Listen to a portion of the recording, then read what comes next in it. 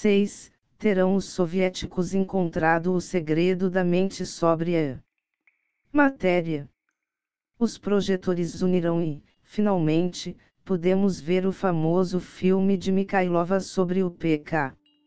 Longe do retrato da senhora Mikhailova traçado pelo Pravda, que a colocava entre a cara metade de Beelzebu e uma bruxa de Baba Yaga, a célebre feiticeira dos contos de fadas russos, vimos na tela uma mulher de 41 anos.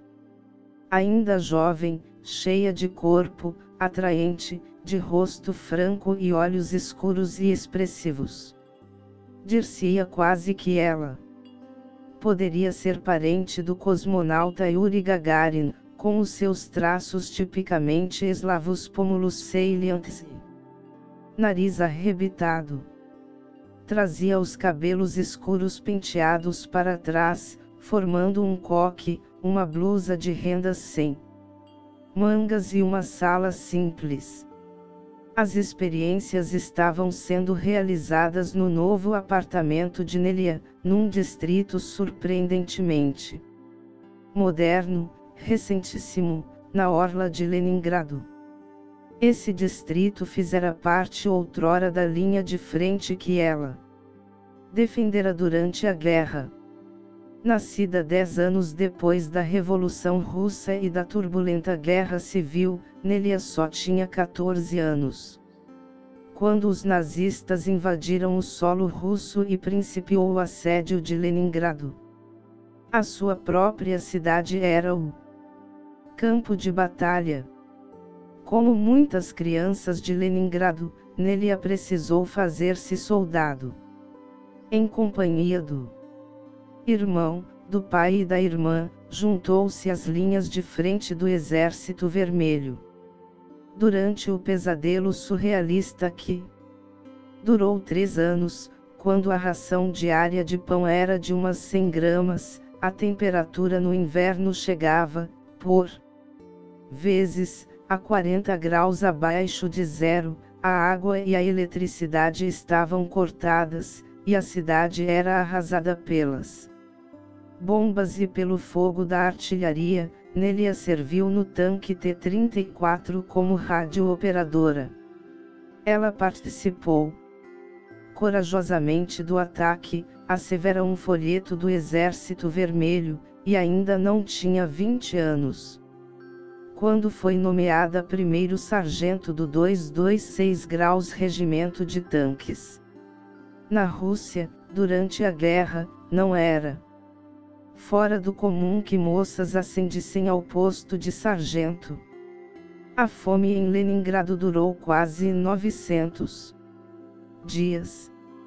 Mais tarde, Nelia e quase toda a sua família serviram num trem blindado que ajudou a trazer provisões à cidade assolada.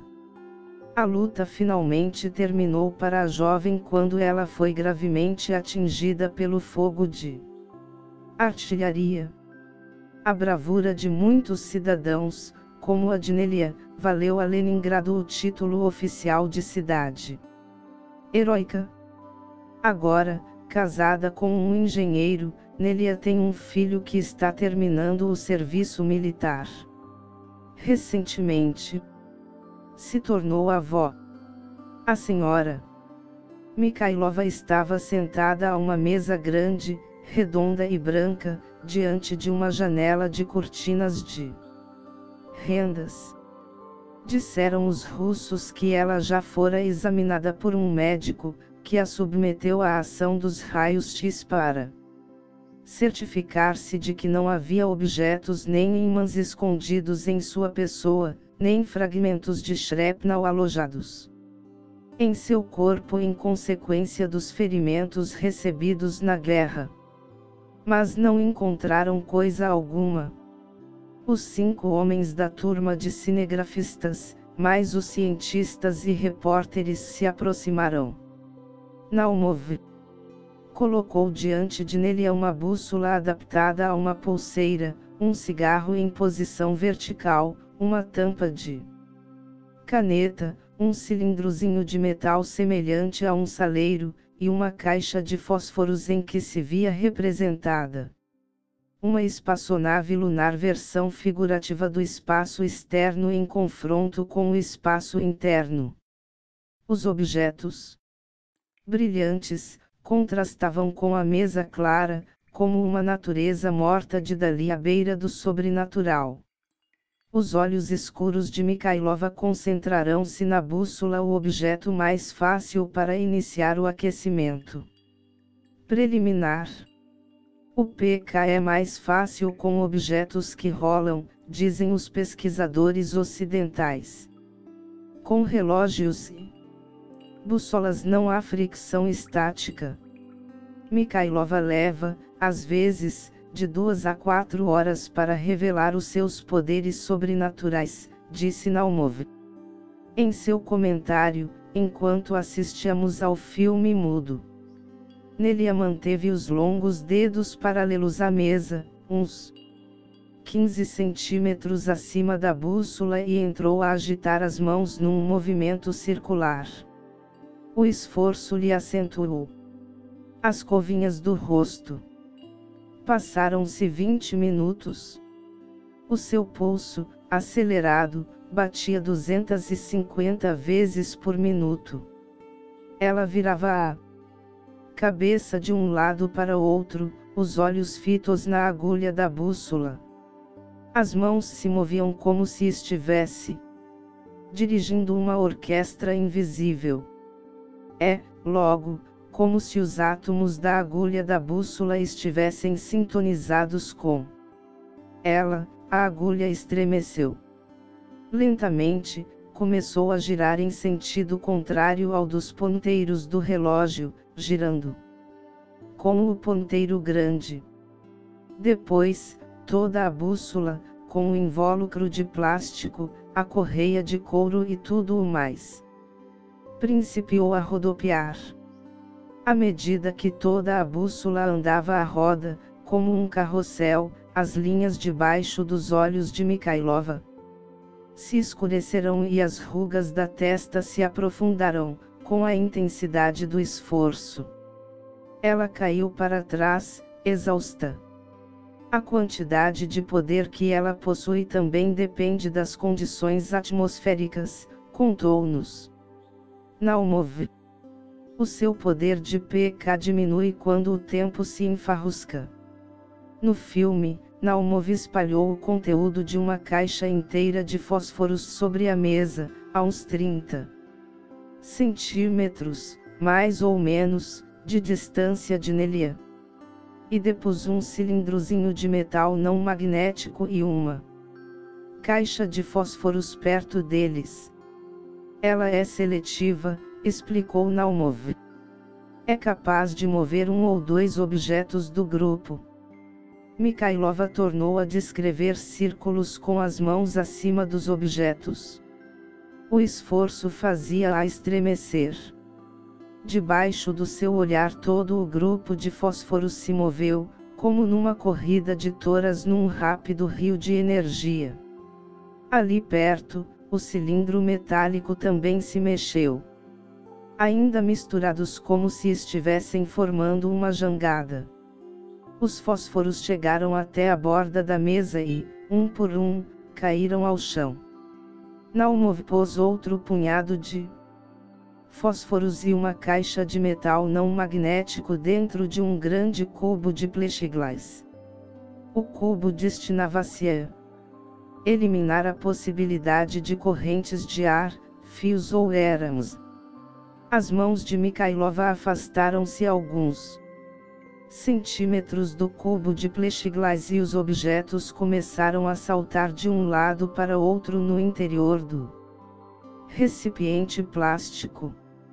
Fosse qual fosse aquela energia, o certo é que ela penetrava com facilidade o plexiglas. Mikhailova pareceu novamente esgotada.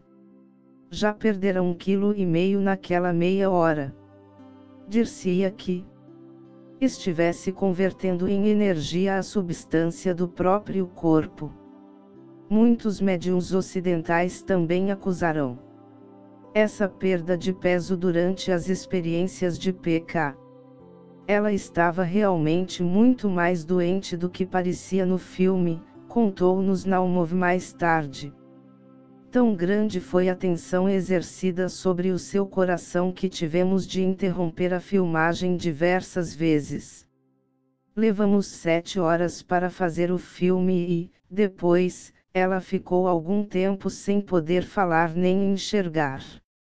Durante vários dias depois dos testes, os braços e as pernas lhe doíam, ela se sentia atordoada e não conseguia dormir. Mikhailova era autêntica ou não passava de uma mistificação, como lhe chamavam os céticos soviéticos. Pelo que tínhamos visto até aquele momento, a experiência de PK estava sendo feita em boas condições, na presença de observadores competentes. Não se tratava de um filme de amadores, mas de um trabalho caro, realizado por profissionais, filmado por técnicos hábeis. Recordamos a recente visita do escritor soviético Lev Kalodny ao apartamento de Mikhailova. 80 Ele estava ocupado em tomar notas durante a entrevista, quando, erguendo os olhos, viu a tampa da sua caneta tinteiro arrastando-se na sua direção, sobre a toalha de rendas que cobria a mesa. Senti um nó na garganta, disse ele. A tampa da caneta parecia estar deslizando sobre a superfície irregular da toalha. Mikhailova sorriu quando um copo de vidro também derivou em segmento da tampa da caneta de Kalodny. Os dois objetos se aproximaram da borda da mesa como se fizessem isso todos os dias. A toalha não se movia, os outros copos ao lado do meu continuavam no mesmo lugar. Estaria ela, por acaso, soprando neles para deslocá-los? Não havia corrente de ar na sala e Mikhailova não estava respirando forte. Que um jarro que se achava no caminho deles também não se mexeu. Passei as mãos pelo espaço que havia entre Mikhailova e a mesa. Não encontrei fios nem éramos. Se ela estivesse usando ímãs, estes não teriam exercido atração alguma sobre o vidro. Kalodny pegou nos dois objetos que se moviam, examinou-os, apalpou-os, na esperança de encontrar alguma pista. Distraidamente, colocou o copo sobre a tampa da caneta para formar uma redoma. Mikhailova pareceu intrigada com o arranjo. Olhou para a tampa enquanto sorvia o chá. A tampa da caneta pôs-se a correr de um lado para outro debaixo do copo. Que espécie de energia poderia ter causado esse movimento, e quais são as leis que a regem? Perguntou Kalodny a si mesmo. De todos os fatos psíquicos da vida, o PK, ou telecinese, como lhe chamam às vezes, é um dos mais estranhos. Os movimentos espontâneos de objetos ocorrem geralmente em momentos de crise na vida da pessoa. O relógio do vovó que parou de repente, e nunca mais andou, quando o velho morreu, foi lembrado numa canção. A telepatia não produz o mesmo choque que produz, por exemplo, uma mesa a perseguir-nos pela sala. O famoso escritor soviético Konstantin Paustovsky conta o seu horror em A História da Minha Vida. Quando um termômetro que ele pedira emprestado e colocara cuidadosamente sobre a mesa principiou a andar. Olhei para a mesa e tive a impressão de que os meus cabelos estavam eriçados. O termômetro, de repente, começou a mover-se devagar na direção da borda da mesa. Eu queria gritar, mas não consegui emitir som algum. O termômetro chegou até a beiradinha da mesa, caiu e quebrou-se. Entretanto, outro incidente de PK ocorreu com Paustovsky. Durante a Guerra Civil na Rússia, lembrasse ele. Houve uma grande escassez de água em Odessa. Tínhamos de transportar a água em baldes e despejá-la num grande recipiente de vidro no corredor do prédio de apartamentos. Um belo dia, ouvi o meu amigo Yasha berrar como um desesperado no vestíbulo. Saí correndo do quarto e deparei com um espetáculo fantástico. Diante dos nossos olhos assombrados, a imensa garrafa andava sozinha. Por vários momentos ela ficou inclinada, como a Torre de Pisa. Em seguida, ergueu-se no ar, caiu e espatifou-se no chão. Partiu-se em milhares de pedacinhos e a nossa preciosa água, esparramando-se pelo corredor, desceu a escada. Teríamos tido tempo, naturalmente, de segurar a garrafa, mas ficamos ali, olhando, como se estivéssemos enfeitiçados. Como é que Mikhailova consegue viver com fatos como esses ocorrendo constantemente à sua volta? Até há poucos anos eu não sabia que era capaz de mover as coisas à distância, diz ela.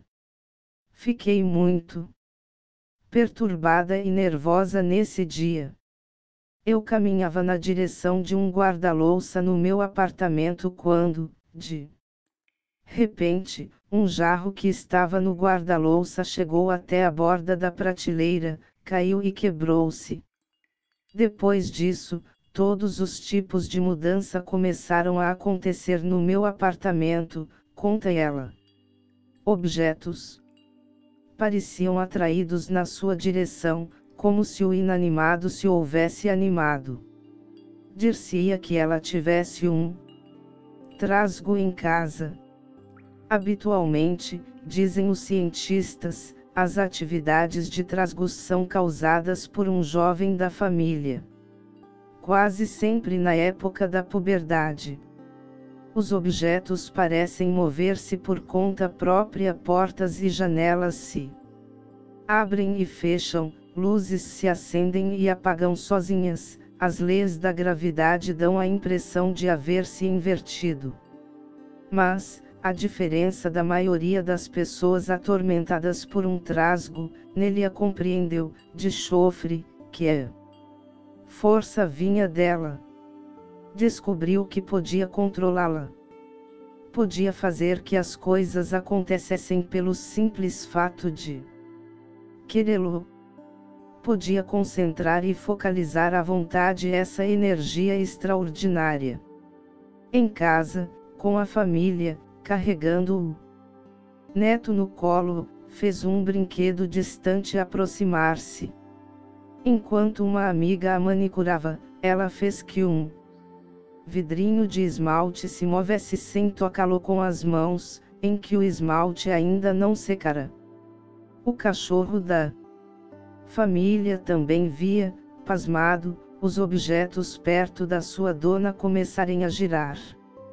O marido, fascinado, fez um filme amador com base nos seus estranhos poderes de PK. Acho que herdei essa capacidade telecinética de minha mãe, diz Mikhailova. E também a transmite a meu filho.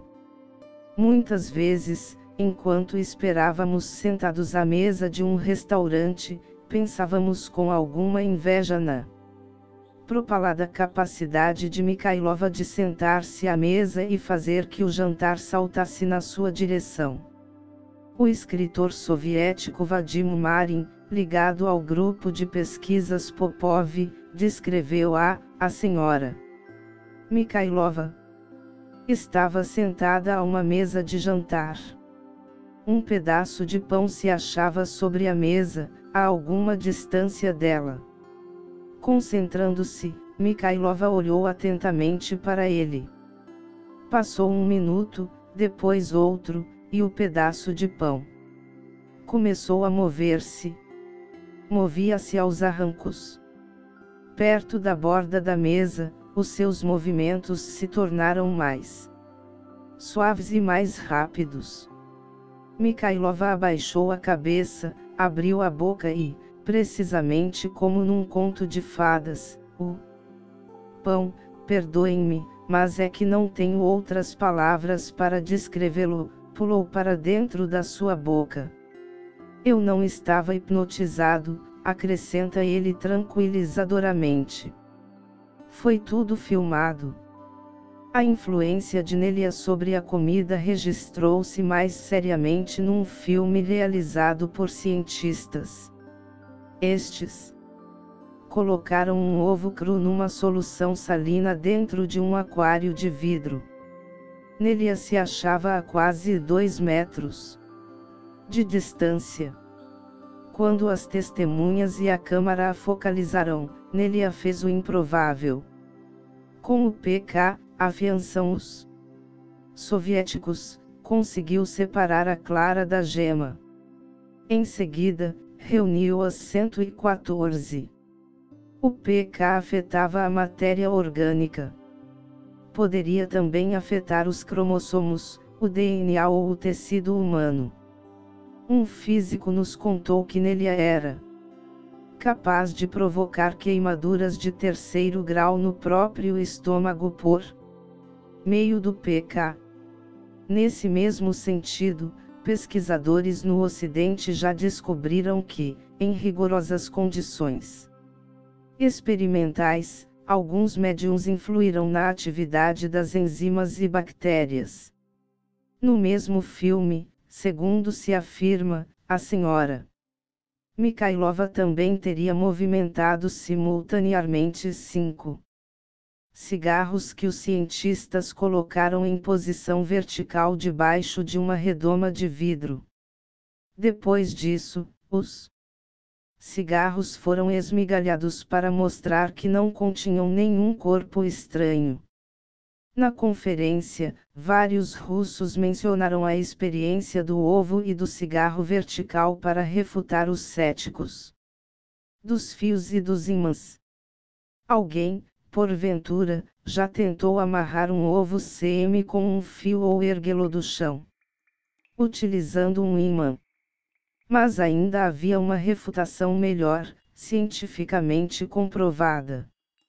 Passando da vida ao laboratório, do PK espontâneo ao PK de laboratório, em que consiste essa insólita energia? Como acontece? Que mecanismo faculta a Nelia passar por cima das leis de gravidade, da física e da química? Um sem número de testes de PK feitos no Ocidente, rigorosamente controlados, mostram que os seres humanos podem influir na queda mecânica de dados dentro de uma caixa. Os pesquisadores também registraram, por meio de gráficos, o PK dirigido a fungos, plantas e material radioativo. Que dizer, porém, da criatura humana que exercia a influência? Quais eram as suas reações durante o PK?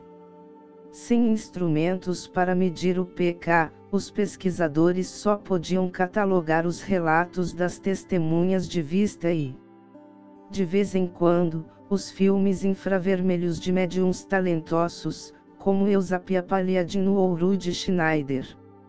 Esquadrões de combate à fraude, formados de céticos, quase desmantelaram fisicamente esses médiums na busca de truques mágicos.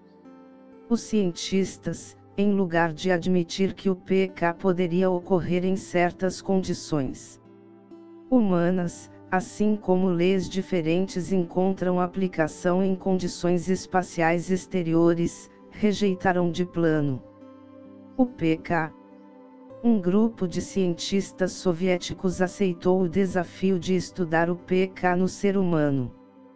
Se Nelia Mikhailova não era uma impostora e estava realmente emitindo uma energia desconhecida sobre os objetos que se achavam na ponto-mesa, que estaria acontecendo dentro dela? Que estaria acontecendo em torno dela? O Dr. Gennady Sergeyev, do Instituto Fisiológico Alktonsky, um laboratório militar de Leningrado, refletiu no problema. A psicocinese supunha uma ação da mente à distância. Poderia um detector à distância do médium captar vestígios da energia do PK, desse potencial humano desconhecido? O Dr. Harold Barr, professor de neuroanatomia na Universidade de Yale, estabeleceu em 1935 que toda matéria viva, desde uma semente até um ser humano, é cercada e controlada por campos eletrodinâmicos. Esse invólucro de energia em volta do corpo é uma espécie de molde eletrônico. À proporção que o corpo se renova, o campo de força faz que o novo tecido assuma a forma apropriada. 280 mais tarde, o Dr. Leonard Revitz, neuropsiquiatra de Yale, descobriu que a mente poderia influenciar esse campo de força ao redor do corpo. Medindo o campo eletromagnético sobre a pele, Revitz descobriu até que poderia determinar o estado de espírito de uma pessoa e a profundidade da hipnose. Em Leningrado, o Dr. Sergeyev entrou a imaginar se esse campo de força teria alguma relação com o PK. A mente poderia influenciar diretamente o casulo de energia que nos envolve o corpo. Conseguiria ele descobrir um meio de medir esses campos biológicos e o impacto da mente sobre eles à distância em torno de Nelia. Sergeyev apareceu com uma nova invenção, um detector que capta campos biológicos, eletrostáticos e magnéticos, a uns 4 metros do corpo humano sem qualquer contato direto. Vimos, num filme, os gráficos feitos por esses detectors, mas informaram-nos de que a sua construção não era pública. Veja o apêndice A. 2A. Sergeyev pôs a funcionar os seus dispositivos de detecção a fim de medir o campo de força de Mikhailova. Enquanto ela descansava, ele descobriu que o campo eletromagnético que se encontra constantemente ao redor do corpo dela é apenas 10 vezes menor do que o 0,6 Gauss do campo magnético da própria Terra. O campo de força eletromagnético em volta de Nelia é muito mais forte do que o comum, diz Sergeyev. O Instituto de Metrologia de Leningrado encontrou o mesmo campo magnético intensificado em torno do corpo dela. 184. O Dr. Sergeyev, homem intenso, sólido, de 40 e tantos anos, foi o único russo que discutiu a sua pesquisa no segundo dia da conferência. O campo de força do próprio Sergeyev irradiava seriedade enquanto ele falava. Operador de rádio no Báltico durante a guerra, matemático, estudara também neurofisiologia, e era tido evidentemente em alta conta pelos colegas. Ele realizou um trabalho brilhante, afirmou-nos um cientista tcheco. Em quase todos os laboratórios que visitamos nos países satélites vimos que os livros mais recentes de Sergeyev sobre pesquisas do cérebro eram cuidadosamente estudados. Os cientistas comunistas estavam sobre tudo alvoroçados com o novo descobrimento de Sergeyev relativo a um aspecto inusitado do cérebro de Mikhailova. A maioria das pessoas gera uma voltagem elétrica 3 ou 4 vezes maior na parte posterior do cérebro do que na parte anterior, disse Sergeyev. O cérebro de Mikhailova gera uma voltagem 50 vezes maior na parte posterior do que na anterior. Claro está que essa descarga elétrica do cérebro é tão fraca que precisa ser ampliada 4 milhões de vezes para ser registrada e observada. Sergeyev, que descobriu esse padrão cerebral em cerca de 7% das pessoas que já testou, acredita tratar-se de um bom indício de que elas têm um poder psíquico superior ao comum. O segundo filme sobre a senhora Mikhailova apareceu na tela. Tudo o que os senhores viram até agora no primeiro filme é a expressão externa da telecinese. É o PK. Visto como qualquer um poderia observá-lo, disse Sergeyev. Agora, com novos instrumentos, podemos ter uma ideia do que é a telecinese vista por dentro. Vamos descobrir o que acontece a um ser humano quando ocorre o PK. Nesse filme, Mikhailova apareceu sentada no interior de uma câmara de EEG, eletronicamente insulada, de um laboratório de fisiologia de Leningrado. Trazia na cabeça um capacete de couro, que lembrava os primeiros capacetes dos aviadores, cobertos de eletrodos. Tinha nos pulsos bracelets de couro também providos de eletrodos. Como um astronauta, estava toda amarrada e cheia de fios. Instrumentos mediam os batimentos cardíacos e as ondas cerebrais. A certa distância dela, os novos detectors de Sergeyev mediam os campos biológicos a quase 4 metros do seu corpo. Como já o havia feito, Mikhailova começou a mover as mãos circularmente acima dos objetos que estavam sobre a mesa.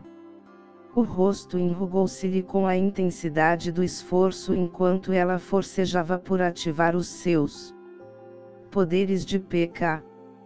Fizemos um resumo do que aconteceu depois valendo-nos dos elementos fornecidos pelo filme, por entrevistas subsequentes e pelas reportagens já publicadas. 198-200-180, 184. Durante a fase de aceleração, o EEG acusou tremenda atividade na região do cérebro que controla a visão. Seria a explosiva atividade dessa parte do cérebro uma das razões por que ela ficava, às vezes, temporariamente cega depois de um teste de PK. Enquanto Nelia se concentrava ferozmente, o eletrocardiógrafo revelou que os seus batimentos cardíacos se haviam quadruplicado, passando a 240 por minuto. O objeto diante de Mikhailova principiou a mover-se. Seriam os novos detectors capazes de surpreender o PK em ação. Súbito, os detectors de Sergeyev mostraram uma coisa que os pesquisadores ainda não tinham tido ocasião de ver. Os poderosos campos magnéticos à volta do corpo de Mikhailova puseram-se a pulsar. Era como se ela tivesse obrigado uma onda de energia a vibrar através do invisível invólucro energético à sua volta. O cérebro e o coração pulsavam em ritmo com essas vibrações em seu campo de força. Não somente pulsava todo o seu campo de força, mas também os detectors mostravam que esse campo de força pulsante se focalizara na direção do seu olhar. Mas como é que esse campo de força pulsante, que ela focalizava num objeto, o fazia mover-se? Acredito que as vibrações nos campos que lhe cercam o corpo atuam como ondas magnéticas, teorizou Sergeyev. No momento em que ocorrem, as vibrações ou ondas magnéticas fazem que o objeto focalizado pela senhora Mikhailova, mesmo que seja alguma coisa não magnética, proceda como se estivesse magnetizado. Fazem que o objeto seja atraído ou repelido por ela. A teoria do Dr. Sergeyev 198 sobre o pK também se baseia na apregoada descoberta soviética de uma nova forma de energia que circula através do corpo humano, e da qual se faz menção em capítulos subsequentes. Veja o apêndice A, 13.4. De modo que a expressão mente sobre matéria não era totalmente exata. Tratava-se realmente de mente sobre campo de força. No entender dos soviéticos, esse campo de força vibrante seria o mecanismo mediante o qual a mente produz, ao menos, algumas espécies de pK. A serem corretos os testes, os soviéticos lavraram um belo tento no domínio do pK.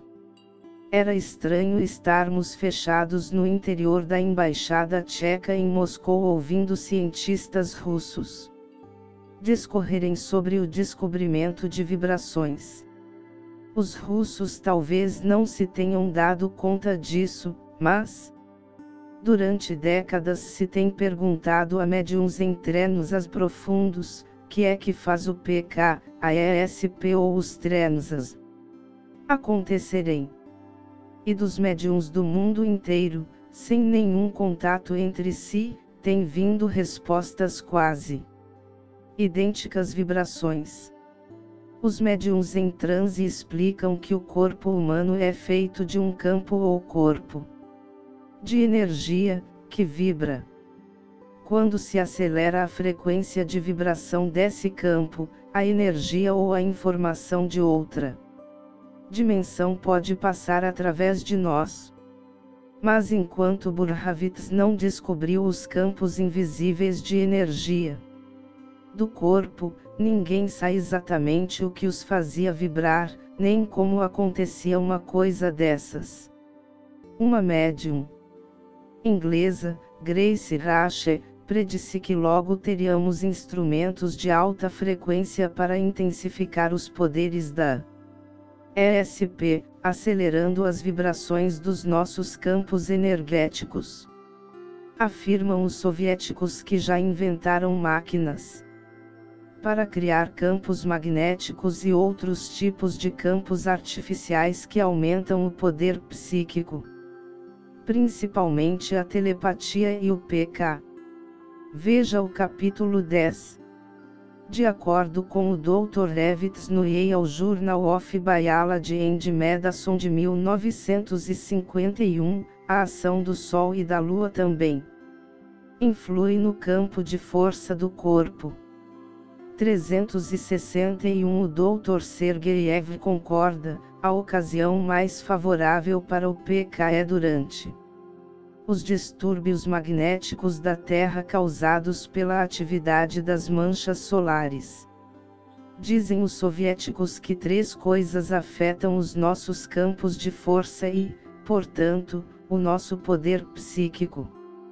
1. Os campos produzidos por máquinas. 2. Os campos naturais produzidos pelo Sol, pela Lua e provavelmente pelos planetas. 3. E as mais importantes de todas, as emoções humanas. Afiançam os soviéticos, não somente se faz sentir o efeito emocional do médium sobre o próprio campo de força, como também as emoções dos observadores.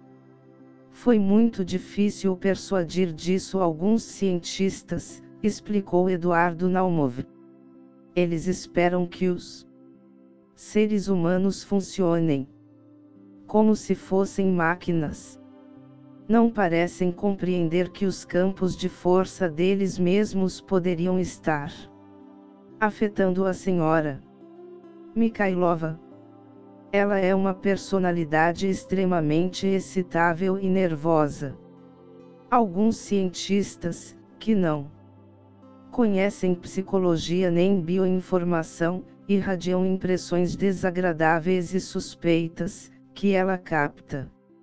Somos capazes de realizar uma demonstração de PK a qualquer momento, mas, em presença de pessoas desagradáveis, a senhora Mikhailova leva, às vezes, 7 horas para fazer girar a agulha da bússola.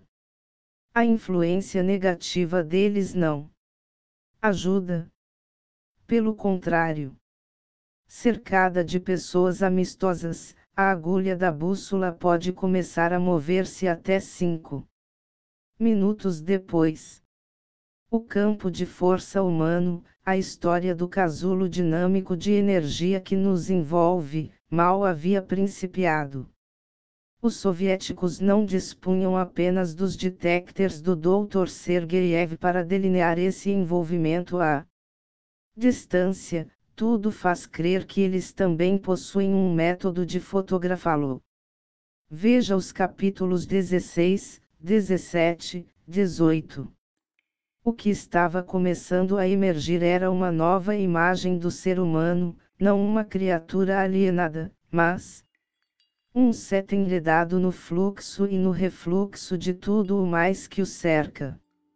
Os campos magnéticos pulsantes das máquinas, da Terra, da Lua e do Sol, os nossos pensamentos e emoções, bem como os dos outros, tudo influi nos campos de força dos nossos corpos e, por seu turno, dizem os russos, em nossos poderes psíquicos.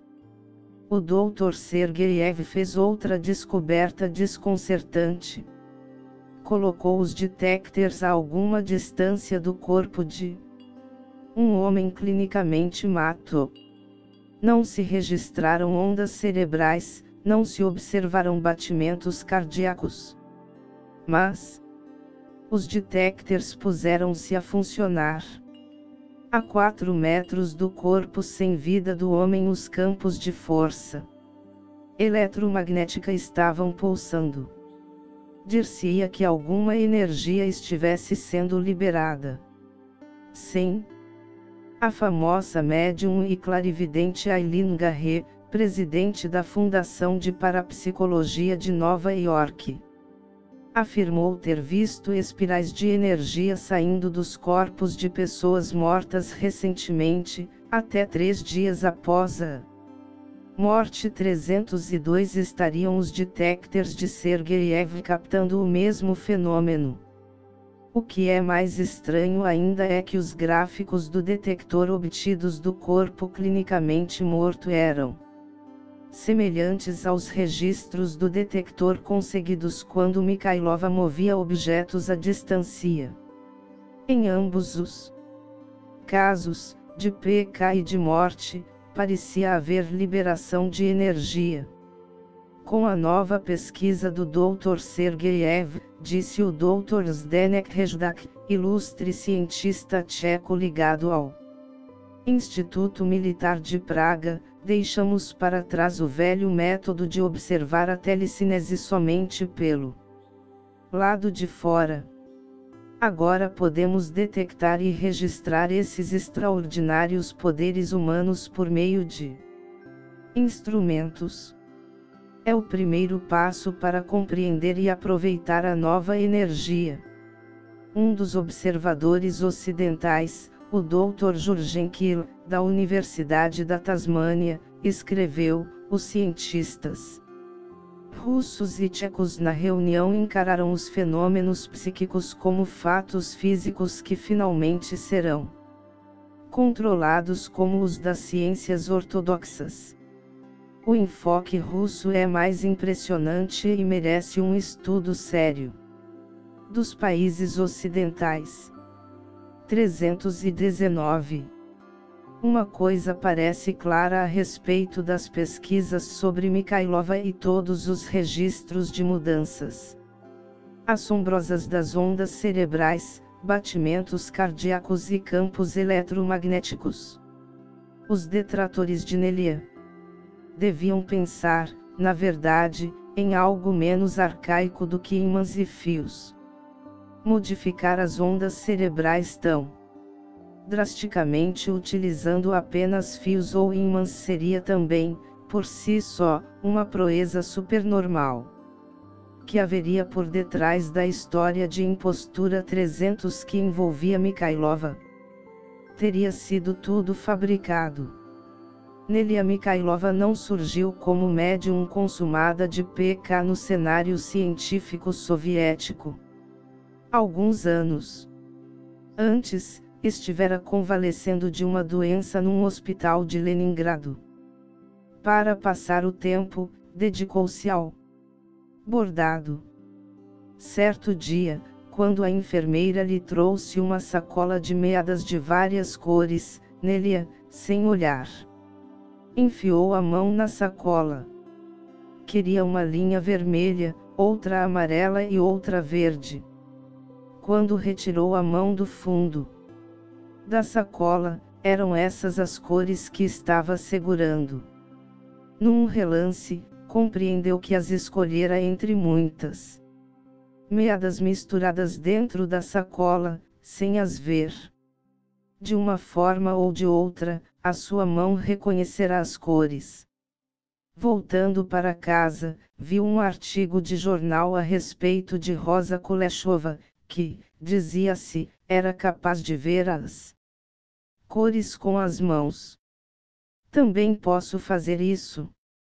Pensou Nelia, agitada. Precisando submeter-se a um exame médico, mencionou a ideia aos seus médicos, os doutores S.G. Feinburg e G.S. Beliaev.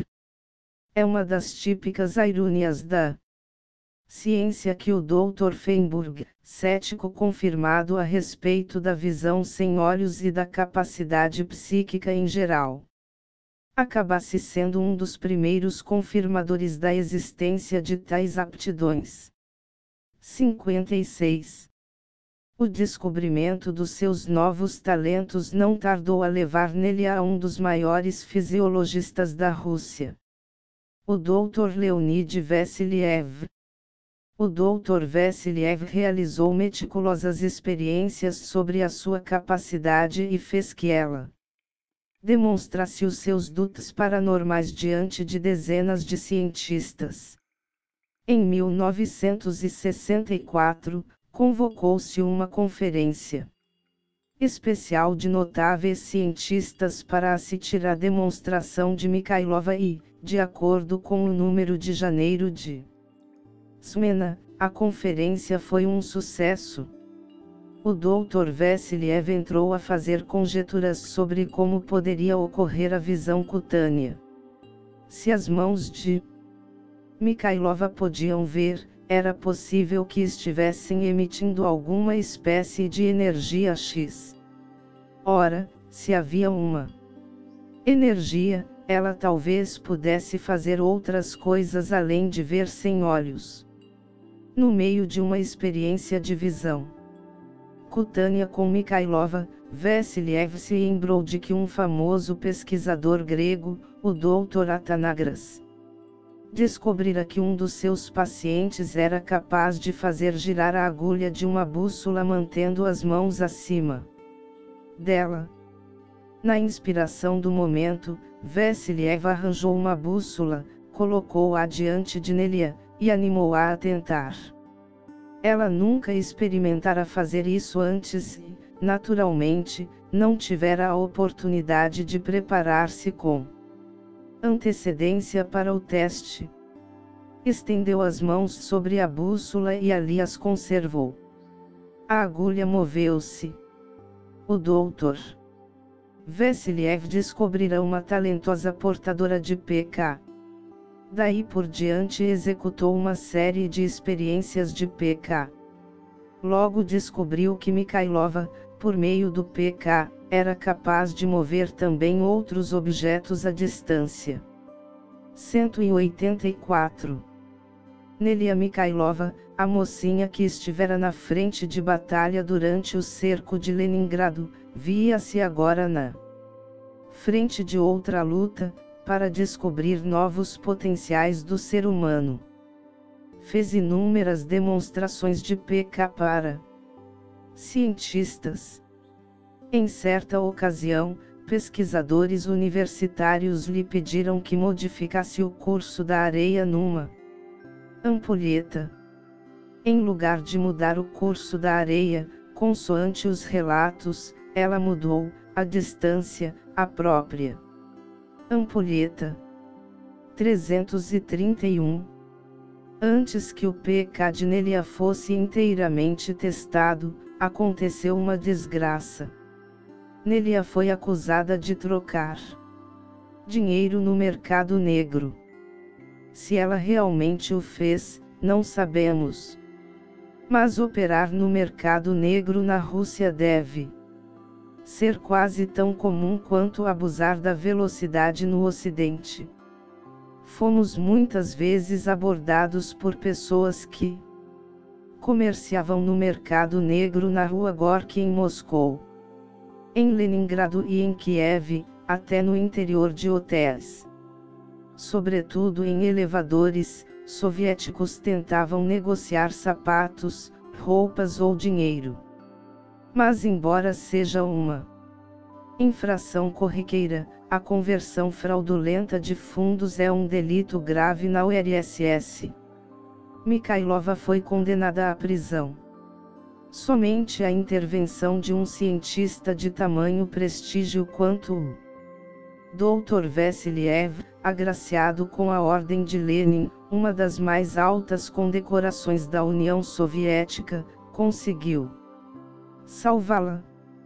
Ele argumentou que ela deveria estar mentalmente desequilibrada na ocasião em que fez o negócio, se é que realmente o fez, e, aparentemente, as autoridades permitiram que Nelia fosse conduzida a um hospital em lugar de ser levada para a cadela.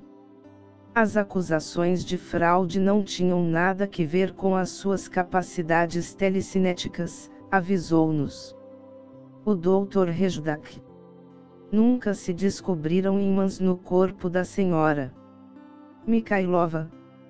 0 Instituto de Metronomia da Rússia, que a estudou, constatou apenas um campo magnético intensificado perto do seu corpo, mas nenhum ímã escondido. Entretanto, em lugar de examinar o fenômeno mais atentamente, os observadores limitaram-se a concluir que poderia haver ímãs escondidos, rematou Rezdak. Todos nós temos um campo de força ao redor do corpo, mas o de Nelia é mais forte que o da maioria. Os cientistas que a estudaram chegaram à mesma conclusão. Mas os cientistas do Instituto de Metronomia recusaram-se a tirar as viseiras. Não lhes ocorreu que a capacidade de Nelia para mudar o seu inusitado campo de força poderia ser a base do seu PK. Não há dúvida de que um rol impressionante de cientistas soviéticos concordou com Rezdak, Sergeyev Naumov em que o PK de Nelia não era uma impostura. O Dr. Rezdak fez pessoalmente experiências com Mikhailova e relatou-as no Pravda Tcheco. 180. Visitei a família Mikhailova Kolagin na noite do dia 26 de fevereiro de 1968. 0 Sr. Blazek, um editor meu amigo, estava em minha companhia, como também estavam um médico, o Dr. J. S. Zverev, e o Dr. Sergeyev.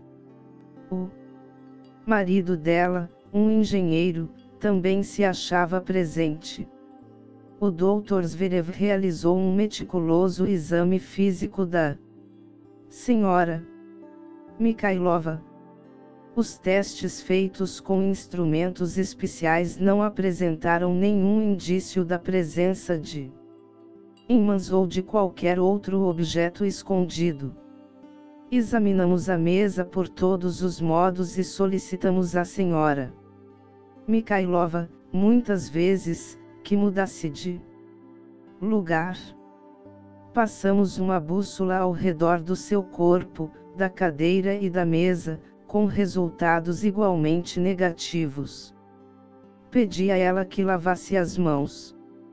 Após concentrar-se, ela fez girar a agulha da bússola mais de 10 vezes, depois moveu toda a bússola com o seu estojo, uma caixa de fósforos e uns 20 palitos de fósforo ao mesmo tempo. Coloquei um cigarro diante dela. Ela movimentou-o também com um olhar. Em seguida, desfiz inteiramente o cigarro, mas nada encontrei no seu interior. Nos intervalos entre cada série de experiências ela era novamente examinada pelo médico. Pus o meu anel de ouro em cima da mesa. Ele se moveu mais depressa do que todos os outros objetos.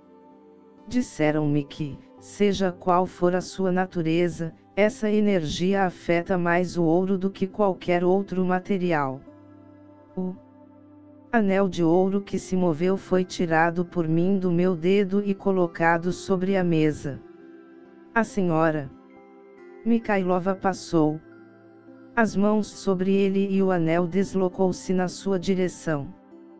Fios ou quaisquer outros meios de apreensão estavam inteiramente fora de cogitações. Os palitos e a caixa de fósforos eram nossos e a senhora Mikhailova não tivera a oportunidade de prepará-los. Pedimos-lhe que não somente aproximasse mas também afastasse de si os palitos. Também lhe pedimos que movesse apenas um palito especificado por nós, que se achava no meio dos outros. De acordo com o testemunho do Dr. Rejdak, ela fez tudo isso. Mais tarde, colocamos 2 bússolas à sua frente e lhe solicitamos que movesse apenas uma delas. Ela o fez. A energia telecinética da senhora Mikhailova pode ser dirigida pela sua vontade, conclui Rejdak. Escolhi alguns objetos de vidro e porcelana que estavam no bufete e coloquei-os sobre a mesa. Eu mesmo tirei xícaras, pratinhos, um saleiro de vidro do guarda-louça. Foram selecionados por mim e ela não teve a oportunidade de prepará-los. Pesavam cerca de 200 gramas cada um. A senhora Mikhailova fê-los andar. Também, a pedido nosso, movimentou objetos que se achavam numa cadeira ou no chão.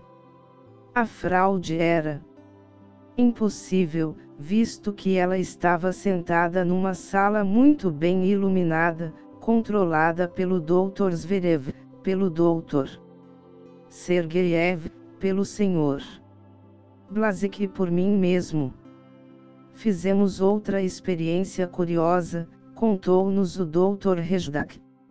Enchemos uma tigela de vidro de fumaça de cigarro e colocamo-la de cabeça para baixo diante dela. À distância, ela cortou a massa de fumaça ao meio, como se fosse uma substância sólida. Realizadas essas experiências, a senhora Mikhailova se sentiu totalmente exausta. Quase não tinha pulso. Mal podia mover-se e o seu rosto estava pálido e contraído. Perdera quase 2 quilos em meia hora. De acordo com o relato do Dr. Zverev, o EEG revelou intensa excitação emocional. Os seus batimentos cardíacos eram arrítmicos. A taxa de açúcar no sangue subira muito e o sistema endócrino estava perturbado.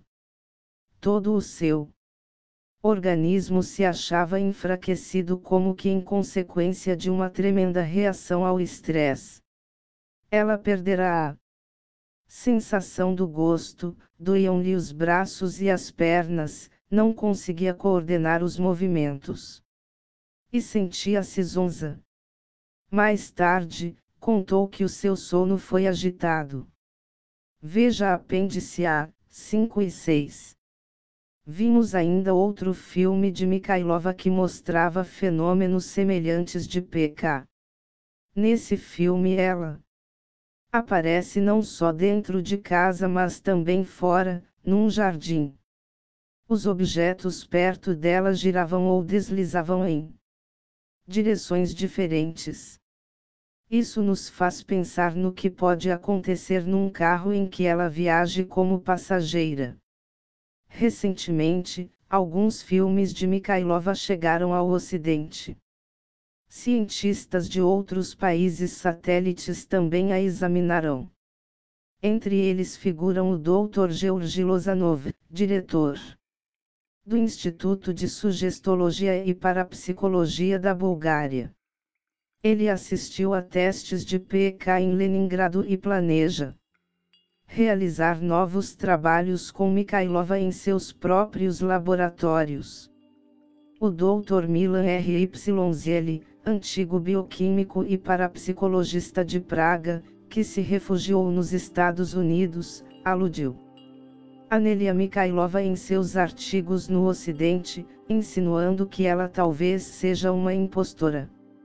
O Dr. RYZL foi o primeiro cientista comunista a receber um prêmio ocidental, o Prêmio MC Dogali de 1963, pelo seu trabalho no campo da parapsicologia. Depois, infelizmente, como muitos comunistas que recebem prêmios e dinheiro no Ocidente, começou a ser encarado com desconfiança por alguns dos seus colegas soviéticos. Em resultado disso, nunca foi convidado para testar o PK da senhora Mikhailova, e o que ele tem escrito sobre Nelia parece basear-se nos artigos inexatos de jornal de autoria de Vladimir Lvov. Depois da conferência, enquanto tomávamos o champanhe e o sorvete de praxe, um jovem físico extremamente parecido com o romancista Pasternak falou-nos dos seus próprios testes com Mikhailova. Ele também apresentará um relatório a respeito da conferência. Esta é a verdadeira ponta da caneta que ela moveu, disse o Dr. V.F. Schvetz, apontando para a caneta que estava em sua mão como se ainda conservasse vestígios da energia indefinível que Mikhailova irradiava. Como físico, sei que a telecinese não pode existir, mas como ser humano sei que a vi. Todos os físicos do centro atômico de Dubna estavam interessadíssimos em telecinese, ajuntou ele. Mas pareciam acreditar que, se o admitissem, precisariam abandonar a física e começar a estudar parapsicologia. Que pensavam dela os outros físicos? Perguntamos. Numa importante experiência de Moscou, os físicos, alguns famosíssimos, organizaram pessoalmente a experiência. Colocaram diversos objetos não magnéticos no interior de um cubo de plexiglas. Ela moveu os objetos telecineticamente. Eles disseram: devemos ter cometido algum erro na preparação do teste. Talvez algum tipo de energia conhecida tenha passado pela fração de milímetro que existe entre a mesa e o plexiglas. Vetz reprimiu o riso. Foram criticadas as suas declarações, que eles resolveram tornar a testá-la. Se Mikhailova pode mover um objeto, perguntamos, poderá também mover moléculas químicas, como o nitrato de prata numa emulsão fotográfica. Em outras palavras, poderá fazer aparecer uma imagem num papel fotográfico. Sim, afirmou Schvetz. Ela pode fazer as letras ao aparecerem num papel de fotografia, às vezes, pode também transferir a silhueta de uma imagem que viu para o papel fotográfico. É possível que o descobrimento do campo de força flutuante em torno de Mikhailova durante o PK projete alguma luz sobre a estranha capacidade de Ted Sirius nos Estados Unidos para criar, segundo se afirma, imagens dos seus pensamentos em filmes Polaroid. Os soviéticos que conhecemos e que estavam trabalhando com Nelia mostravam-se ávidos de informações a respeito de Sirius. Em março de 1968, o Dr. E. Terletsky, da cadeira de Física da Universidade de Moscou, detentor do Prêmio do Estado, declarou no Pravda de Moscou: as demonstrações de telecinese de Mikhailova me parecem naturais. Pode haver forças, nem eletromagnéticas nem gravitacionais, capazes de mover objetos como o faz Mikhailova. Sim, pode haver. Cheguei a essa convicção como físico. Por que estão essas forças ligadas ao homem e ao seu cérebro? Para responder à pergunta precisamos de novas pesquisas científicas. 193. Uma nova força, uma energia ligada às pessoas, uma energia conhecida ou desconhecida que pode ser dirigida pela mente. Eis o motivo por que a excitação, o interesse, atingiram graus insuspeitados na União Soviética. Se pensarmos no PK como força que empurra politos de fósforo ao redor de uma mesa, ou que faz voar jarros de água pelo ar, não estaremos atinando com a ideia dos soviéticos. Eles estão procurando as leis gerais implícitas nesse fato espetacular, mas essencialmente destituído de importância, como só foi importante o papagaio empinado para captar uma centelha de raio porque conduziu ao descobrimento das leis fecundas da eletricidade. O Dr. Alexei Gubko, do Instituto Ucraniano de Psicologia, acredita: utilizaremos o PK e a ESP na educação e no controle mental das máquinas. 26 outros soviéticos dizem: usaremos essa bioenergia em processos físico-químicos e na medicina. Até agora, as pesquisas soviéticas feitas com Mikhailova já forneceram valiosas percepções do desconcertante fenômeno do biomagnetismo, outro campo a que atualmente se dá ênfase. Na Rússia, a mente de Mikhailova podia fazer que vibrassem os campos eletromagnéticos à sua volta. Na Inglaterra, Baker e Delaware descobriram que até campos magnéticos muito fracos, ao vibrarem, são capazes de diminuir a taxa de colesterol no sangue e o número das células brancas. 293. Alguns cientistas comunistas acreditam que essa nova forma de energia que se irradia dos seres humanos pode ser coligida e armazenada. Veja o capítulo 28. O PK parece ser o mais fácil dos fenômenos psíquicos, como objeto de experiências básicas. Através do PK desvendaremos as forças existentes por detrás de grande parte do paranormal, dando-nos um domínio mais amplo das forças vivas do universo, disseram eles. Mas o PK também tem o seu lado negro.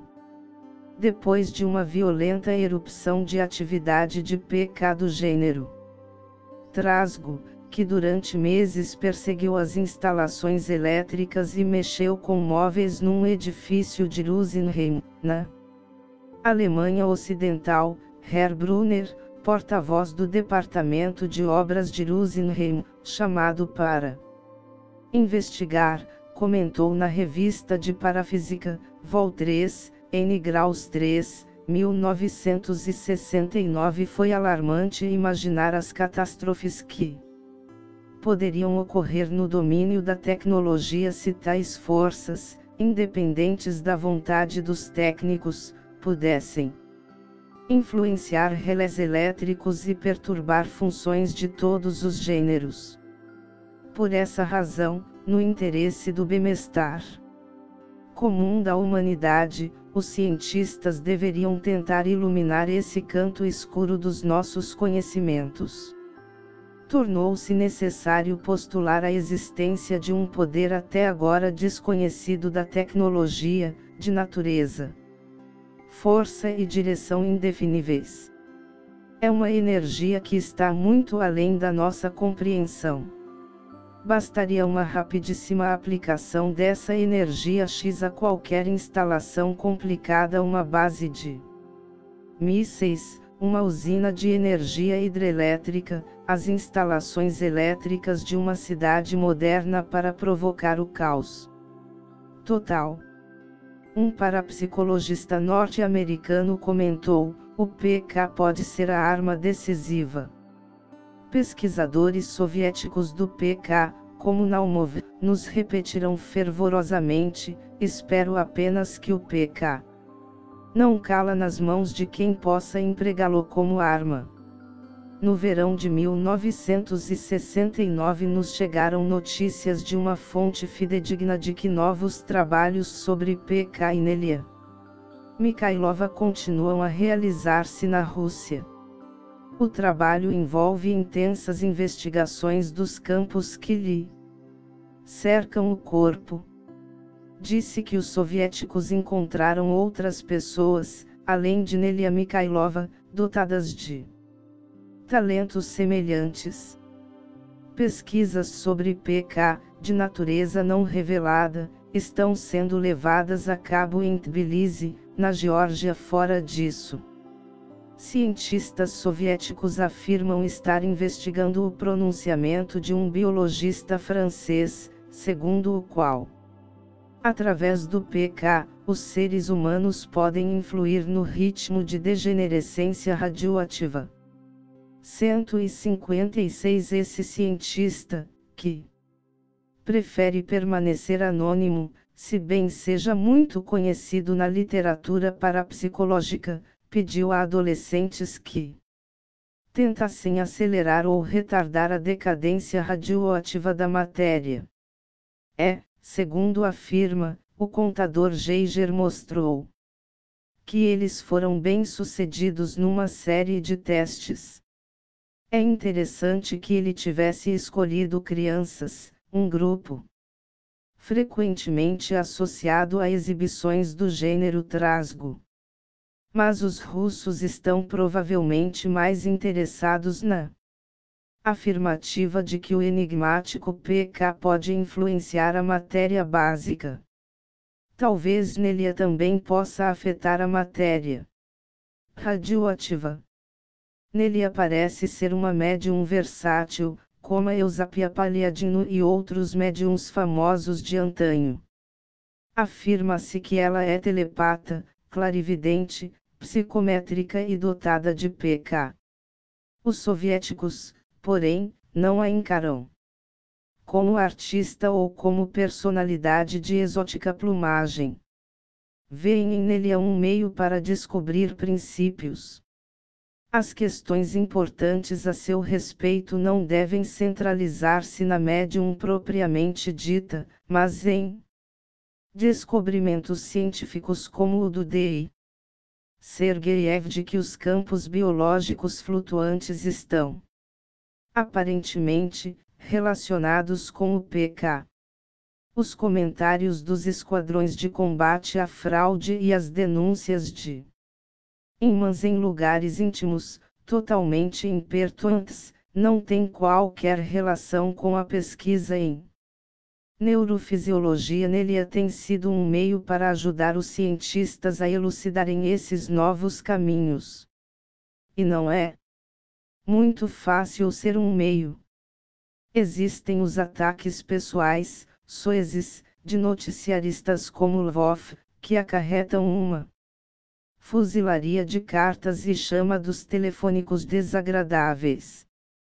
Além das perseguições públicas, Nelia também é submetida a uma grande tensão física durante os testes de PK. Mas Nelia Mikhailova cresceu lutando, cresceu durante o cerco de Leningrado, numa das piores situações de privação e tensão que o mundo já conheceu. Não há razões para crermos que venha a tirar a toalha no tablado enquanto os cientistas acreditarem que podem descobrir mais coisas sobre o potencial e a maravilha ainda não compreendida do ser humano, amarrando-a como um astronauta e prendendo-a num laboratório cheio de máquinas.